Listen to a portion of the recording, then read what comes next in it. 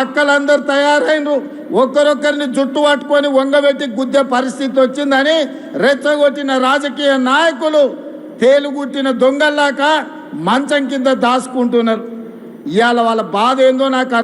కానీ ఆడబిడ్డలతో పెట్టుకున్న వాళ్ళు అధికారంలో ఎవరైనా ఉంటారా?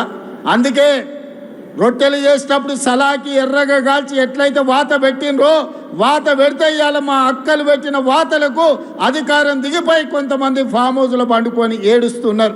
ఆటో డ్రైవర్లను రెచ్చగొట్టి ధర్నాలు చేపించి ఆడబిడ్డలకు ఉచిత బస్సు బంద్ చేయాలని రోడ్డు ఎక్కింది. నేను ఆ ఇళ్ళ పిలిపించిన మా అక్కలకు, అక్క ఎవ్వడు రోడ్డు ఎక్కితే వాళ్ళ ఇంట్లోండే ఆడబిడ్డ బువ్వ బంధు పెట్టుర్రి, సలాకి కాల్చి వాతలు పెట్టుర్రని ఒక్క దెబ్బకే అర్థమైంది. అర్థమైతలేదు. మా పిల్లలు చదువుకోనికే మంచిగా పోతురు.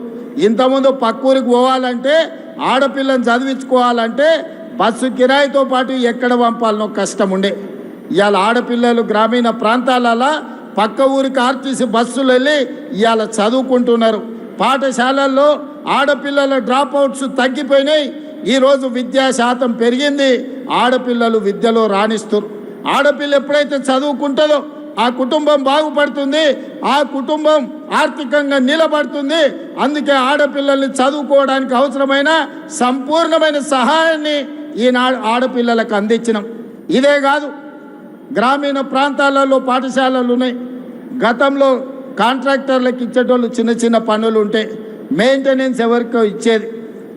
నేను వచ్చిన తర్వాత సీతక్కని అడిగి అమ్మ ఆదర్శ పాఠశాల పేరు మీద అన్ని 27,000 పాఠశాలల్ని ఈరోజు నిర్వహించడమే కాకుండా వాటిలో ఏమైనా సమస్యలు ఉంటే పరిష్కరించుకునే బాధ్యత కూడా ఈనాడు మా ఆడబిడ్డలకే ఇచ్చినాం.